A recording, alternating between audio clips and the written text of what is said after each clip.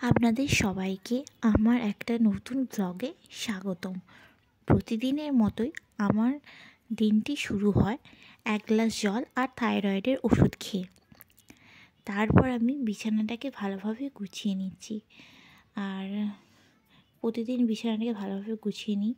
তো বিছানাটাকে গুছিয়ে তারপর আমি সোফাটাকেও গুছিয়ে নেব।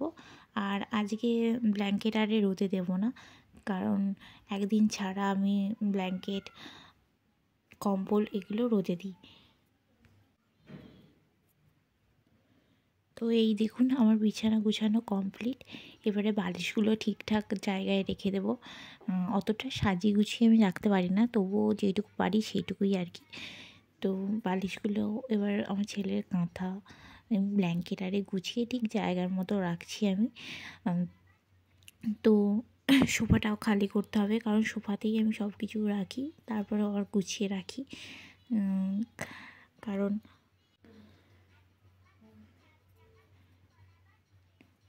তো এই দেখুন সোফাটাকেও এবার গুছাচ্ছি।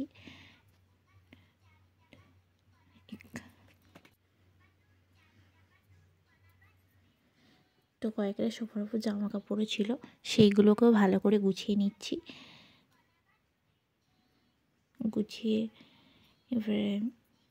এবার সোফাটা ঠিকঠাক আছে, ক্লিন আছে, কারণ প্রতিদিন জামা কাপড় এসে এখানেই রাখা হয়, তো একটু অগোছালো থাকে। তো এবারে ঘরটা ঠিকঠাক আছে। এবার আমি ঝাড়ু দিয়ে নেব, ভালো করে সব কিছু ঝাড়ু দিয়ে তারপরে মুছে নেব। আর সকালে এইসব কাজগুলো তো সবার বাড়িতেই থাকে, তো এগুলো নর্মাল কাজ, সবাই করে থাকে। তো ভালো করে ঘরটাকে ঝাড়ু দিয়ে নেব। আর এই যে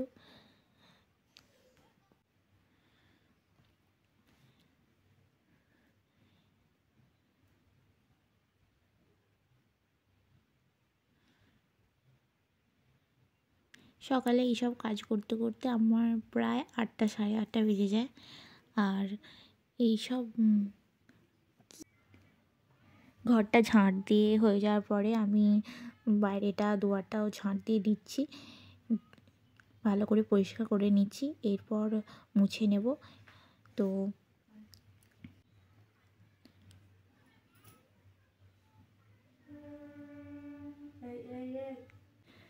তো এরপরে স্নান করে চলে এসেছি আমি। স্নান করে আসার পরেই বাসনগুলোকে ভালো করে মেজে নিচ্ছি। কয়েকটা বাসন আছে, তাই আমি ভালো করে মেজে নিচ্ছি।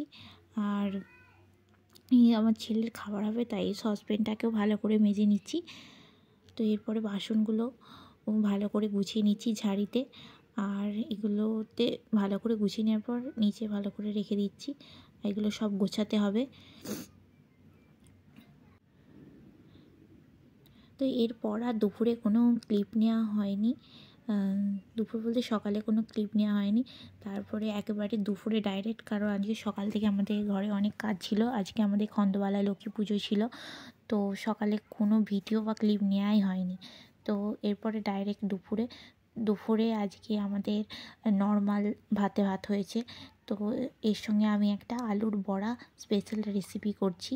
এটা নতুন একটা রেসিপি, তো নতুন রেসিপি ট্রাই করছি। এর জন্য আলুগুলোকে ভালো করে কুড়িয়ে নিচ্ছি, কুড়িয়েই বড়াটা করব।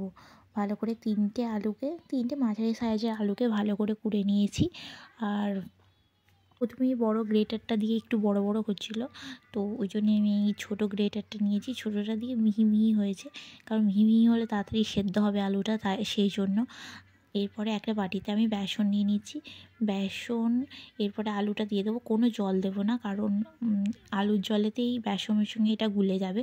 আর নুন দিলে তো আরও একটু জল বেরোবে আলু থেকে, তাই কোনো জল দেবো না এক্সট্রা করে, কারণ এক্সট্রা করে জল দিলে ব্যাটারটা পাতলা হয়ে যাবে। তো এটা একটু ঘন ঘনই থাকবে। তো এতে একটু কর্নফ্লাওয়ার দিয়ে দিচ্ছি, কর্নফ্লাওয়ার দিলে একটু মুচমুচে হবে, সেই জন্য বেসনও দিয়েছি, কর্নফ্লাওয়ারও দিচ্ছি। এরপর এতে আপনারা যেরকম এমনি গুঁড়ো মশলা দেন সেরকমই দিতে পারেন, লঙ্কা গুঁড়ো, হলুদ গুঁড়ো, জিরে গুঁড়ো, ধনে গুঁড়ো, মৌরি গুঁড়ো, সব কিছু। তো আমি এখানে শুধু লঙ্কা গুঁড়ো আর হলুদ গুঁড়ো দিচ্ছি। আর শুধু আর একটু মৌরি গুঁড়ো দেবো, জিরে গুঁড়ো দেবো না, কারণ আমি গোটা জিরে ব্যবহার করব, সেই জন্য আমি জিরে গুঁড়োটা দেবো না। তো আর পরিমাণ মতো লবণ, হালকা যদি স্বাদের জন্য চিনি দিতে পারেন। তো এইগুলো দিয়েই এইটা খুব সহজেই বানানো যায়। তো চাইলে একটু গরম মশলা অ্যাড করতে পারেন, কিন্তু আমি জিরে দিয়েছি যেহেতু আমি আর গরম মশলা অ্যাড করছি না। এগুলো দিয়েই ভালোভাবে সুন্দরভাবে এই বড়াটা হয়ে যায়। আর একটু সোডা দিয়েছি, সোডা দিলেও একটু খড়মড়ে হবে, সেই জন্য খাবার সোডা। তো দিয়ে ভালো করে মাখিয়ে নিচ্ছি।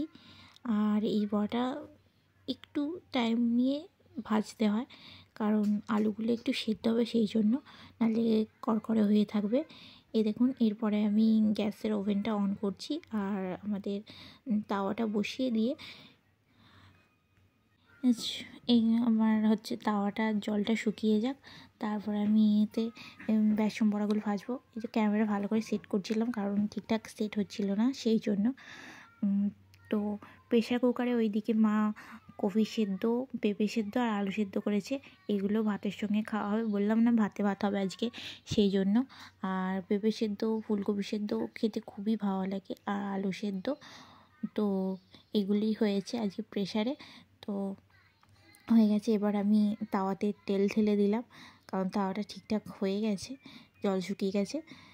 এবার তেল ঢেলে এবার বড়াগুলো একে একে ভেজে নেব। এই বড়াটা খেতে খুবই সুন্দর হয়, ঘরেতে মাস্ট ট্রাই করবেন। আর অল্প সময়ে হয়ে যায়, কিন্তু একটু ভাজার সময়টা একটু বেশি দিলে তো আরও বেশি খড়মড়ে হয়, সেই জন্যে আমি একটু আঁচ কমিয়ে ভাজি।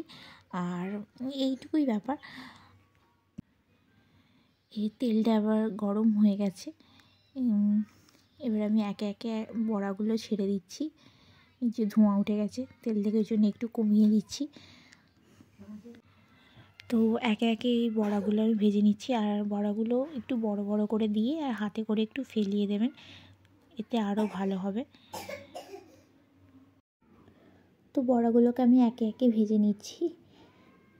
এগুলো এরকম চ্যাপটা করে দিলে তাড়াতাড়ি ভাজা হবে আর মুচমুচেও হবে, সেই জন্য এরকমভাবে চ্যাপটা করে দিচ্ছি। প্রথমে আমি 5টা দিয়েছিলাম, আর দেখছি জায়গা রয়েছে, সেই জন্য আরেকটু উল্টে পাল্টে পরেরটা দিচ্ছি। 6টা বড়া হচ্ছিলো প্রথমে, আর কয়েকটা পরে হতো। তো প্রথম খোলায় 6টা হলো, পরে আর একটা খোলা হবে, তাদের 4-5টার মতো হয়েছিল। তো এরকমভাবে খুব সহজ পদ্ধতিতেই আমি এই বড়াটা বানিয়েছি। আর এই বড়াটা খেতেও খুব সুন্দর হয়। আপনারা ঘরে ট্রাই করে দেখলেই বুঝতে পারবেন যে বড়াটা খেতে কত সুন্দর। কেউ বুঝতেই পারবে না এটা আলুর বড়া, সবাই বলবে হয়তো ডালের বড়া, কারণ আমার বাড়ির লোকও সেটাই বলেছিল যে এটা আলুর বড়া না, এটা ডালের বড়া। তো কেউ বুঝতেই পারে না। তো এই জন্যেই একটু খড়মড়ে করে ভেজে নিচ্ছি। খড়মড়ে করে বড়া ভাজলে খুব সুন্দর লাগে। আর এমনি যখন ভাতে ভাত হয়, তার সঙ্গে এরকম গরম গরম বড়া তো আরও দুর্দান্ত লাগে। তো এই যে আমার বড়াগুলোও ভাজা হয়ে গেছে, সব কমপ্লিট হয়ে গেছে। এরপর আমি কড়াইতে একটু সর্ষের তেল দিয়ে আর শুকনো লঙ্কা ভাজছি, কারণ আলু ভাতে, পেঁপে ভাতে, ফুলকপিটা এগুলো মাখার জন্য। তো প্রথমে লঙ্কাগুলো ভেজে তুলে নিলাম, তারপরে জিরে ভেজে নিচ্ছি। এমনিতে আমি হাতাতেই ভাজি, কিন্তু আজকে দেখছি কড়াটা একটু ফাঁকা আছে, তো কড়াতেই করে নিচ্ছি। হাতাতে করলে একটু সুবিধা হয়, এতে একটু অসুবিধা হচ্ছিলো। তারপরে একটু পোস্ত ভেজে নিচ্ছি, কারণ আলু ভাতে দিয়ে পোস্ত মাখলেও খুব সুন্দর লাগে, ভাজা পোস্ত। আর এরপরে আমি একটু নুন নিয়েছি, আলুগুলোকে ছাড়িয়ে নিচ্ছি, খোসাগুলো করে হাতে করেই ম্যাশ করে নেবো, কারণ গরম থাকলে আমি কাঁটা চামচ ব্যবহার করি, নাহলে এমনিতে আমি হাতে করেই ম্যাশ করে নিই। আলুগুলো ঠান্ডা হয়ে গেছে এবং হাতে করেই ম্যাশ করে নিলাম, সেই জন্য। তো এবারে এতে কাঁচা সর্ষের তেল আর নুন আর এই লঙ্কা ভাজা আর পোস্ত ভাজাটা দিয়ে যেরকম মাখে, আর খেতে কিন্তু খুবই দুর্দান্ত হয়, আপনারা প্লিজ ট্রাই করবেন। এরপর আমাদের খাওয়া দাওয়া হয়ে গিয়েছিলো, ডাইরেক্ট আমি সন্ধ্যায় চলে আসছি, খাওয়া দাওয়ার ক্লিপটা নেওয়া হয়নি। তো এই যে এখানে আমাদের প্রসাদ হয়েছিল স্কন্দবালা লক্ষ্মী পুজোর, পায়েস আর পিঠের সঙ্গে পায়েস দিয়ে, দুধে পুলি আবার পায়েসও আমি প্রথমবার ট্রাই করলাম, কারণ আমাদের ওইখানে এরকম পুজো হয় না। তো এই প্রসাদটা আমি প্রথমবার ট্রাই করলাম, খেতে খুব সুন্দর হয়েছিল, দুর্দান্ত হয়েছিল। মা এখানে রান্না করেছিল। এরপরে আমাদের খাওয়া হয়ে গিয়েছে সন্ধ্যাবেলা। তো আমার ছেলের খাবার এটা, ছেলের খাবারে কিছুই নেই, শুধু মুগের ডাল, চাল, আর চাল আমি এতে দিইনি, মুগের ডাল, গাজর, ফুলকপি আর বিনস দিয়েছিলাম, আর একটু গোলমরিচ দিয়েছিলাম, হলুদ গুঁড়ো, ব্যাস। লবণ দিই না, কারণ আমার বাচ্চা এখনও 1 বছরের হয়নি, তাই আমি ওর খাবারে লবণ বা চিনি কিছু ইউজ করি না। তো এরপরে ওকে খাওয়ানোর পরে আমি রাতের ফুলকপি হয়েছিল, ফুলকপির তরকারি আর লুচি হয়েছিল। তো ফুলকপির জন্য নিরামিষ ফুলকপির তরকারি, তো প্রথমে ফুলকপি ভেজে নিলাম, তারপরে আলু ভেজে নিলাম, তারপরে এই যে একটা টমেটোকে কেটে দিয়ে দিলাম, এতে একটু আদা কুড়ে দিয়ে দিলাম, আর আদা বাটিনি, তো আদা কুড়ে দিয়ে দিলাম। আর যেমন মশলা দেয় ধনে গুঁড়ো, জিরে গুঁড়ো, লঙ্কা গুঁড়ো, হলুদ গুঁড়ো, সেরকম মশলার একটা গুলে রেখেছিলাম, গুলে আর ওতে দিয়ে দিলাম, আর তেল ছেড়ে আসতেই ফুলকপি আর আলুটা দিয়ে দিলাম, দিয়ে একটু নাড়াচাড়া করে একটু জল ঢেলে বসিয়ে রাখলেই রেডি রান্না। আর ওতে একটু পনিরও দিয়েছিলাম। এরপর রাতে স্কিন কেয়ার রুটিন হচ্ছে, খাওয়া দাওয়া হয়ে গিয়েছে। এটা আমার বোন, তো আমার বোন এসেছে আজকে, এই যে পেছনে আমি।